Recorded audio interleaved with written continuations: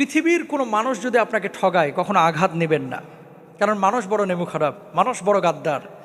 মনে রাখবেন, সব মানুষ পৃথিবীর একত্রিত হয়ে যদি আপনার ক্ষতি করতে চায়, কেউ আপনার ক্ষতি করতে পারবে না যদি আল্লাহ না চায়।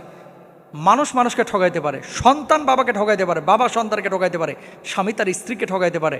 আল্লাহ কখনো তার বান্দাকে ঠগান না, কখনো না। আল্লাহ কখনো তার বান্দাকে ঠগান না।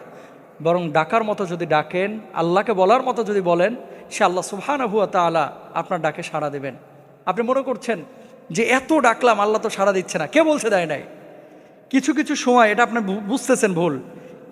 একটা সময় ধরেন, আপনি যখন আপনার বয়স 7 বছর 8 বছর ছিল, 5টা টাকা পাইলে মনে করতেন লাইফের এটাই সবচেয়ে সুখের মুহূর্ত, কারণ 5 টাকা দিয়ে এখন একটা আইসক্রিম কিনে খাবো। কিন্তু ওই সময় যদি 5 কোটি টাকা আপনারা দেওয়া হতো, 5 কোটি টাকার ভর আপনি সামলাইতে পারতেন না। এই 5 কোটি টাকা আপনি কি করবেন, তাই না? আপনি কখন কোনটা আপনার জন্য প্রয়োজন এবং কোনটা কখন আপনাকে দিলে আপনি এটাকে যথাযথভাবে কাজে লাগাইতে পারবেন, এটা আপনিও জানেন না, আমিও জানি না, জানে কে? আল্লাহ সুবহানাহু ওয়া তাআলা। সুতরাং আল্লাহকে ডাকেন, আল্লাহর সাথে বোঝাপড়া করেন।